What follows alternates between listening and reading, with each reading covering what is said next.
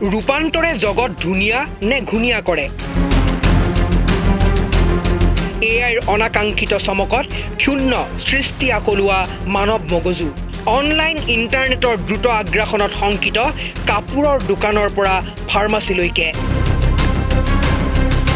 এফালে সৰ্বসাধাৰণৰ ক্ষোভ, আনফালে এআইক প্ৰাধান্য দি মানৱ সম্পদত হাতোৰা ধনাঢ্য বনিয়াৰ।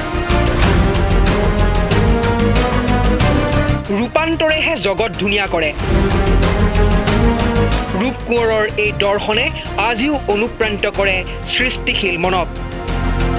কিন্তু আধুনিকতাৰ মেৰপেচত বিজ্ঞান প্ৰযুক্তিৰ অভাৱনীয় উত্থানৰ সন্মুখত আজি এক প্ৰশ্নবোধক আহি পৰিছে মুখে মুখে প্ৰচলিত ৰূপ কোঁৱৰৰ সেই ৰূপান্তৰৰ সংজ্ঞাত। ইণ্টাৰনেট দুনিয়াই মানুহৰ মন মগজুক গোগ্ৰাসে গিলিবলৈ আৰম্ভ কৰা আজিৰ সময়ত বিজ্ঞান প্ৰযুক্তিৰ উত্তৰণমুখী ধামখুমীয়াৰ মাজতো যেন গভীৰ সংকটবোধত মানৱ সমাজ। আৰ্টিফিচিয়েল ইণ্টেলিজেন্স বা এআইৰ দ্ৰুত উত্থানৰ লগে লগে আজি মানুহে এই বুলিও ভাবিবলৈ আৰম্ভ কৰিছে, ৰূপান্তৰে জগত ধুনীয়া কৰে নে ঘূণীয়া? ইণ্টাৰনেটত ব্যৱসায় বাণিজ্যৰ পোখা মেলাৰে পৰা ই-কমাৰ্চৰ দ্ৰুত আগ্ৰাসনত তিষ্ঠিব নোৱাৰা পৰিস্থিতি সৰ্বসাধাৰণ ব্যৱসায়ীৰ।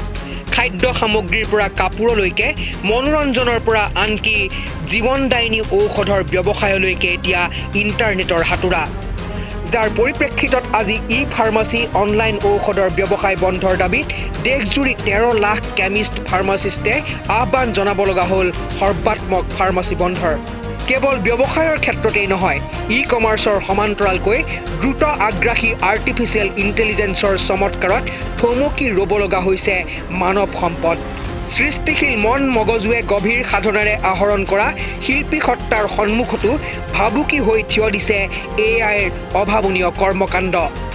কিন্তু সৰ্বসাধাৰণৰ ক্ষোভ শংকাই চুব পৰা নাই বিশ্বৰ ধনাঢ্য প্ৰযুক্তিৰ বজাৰখনক। বৰং মানৱ সম্পদক ছাঁটাই কৰি কৃত্ৰিম বুদ্ধিমত্তাকহে অগ্ৰাধিকাৰ দিয়াত উঠি পৰি লাগিছে প্ৰযুক্তিৰ বজাৰ নিয়ন্ত্ৰক বিশ্বৰ ধন কুবেৰসকল। এআইক প্ৰাধান্য দি মেটাৰ মুৰব্বী মাৰ্ক জুকাৰবাৰ্গে 8,000 কৰ্মচাৰীক অব্যাহতি দিয়া ঘটনা মানৱ সম্পদক এলাগী কৰা পুঁজিপতিৰ প্ৰযুক্তি প্ৰীতিৰ শেহতীয়া উদাহৰণ। News desk, headline 8।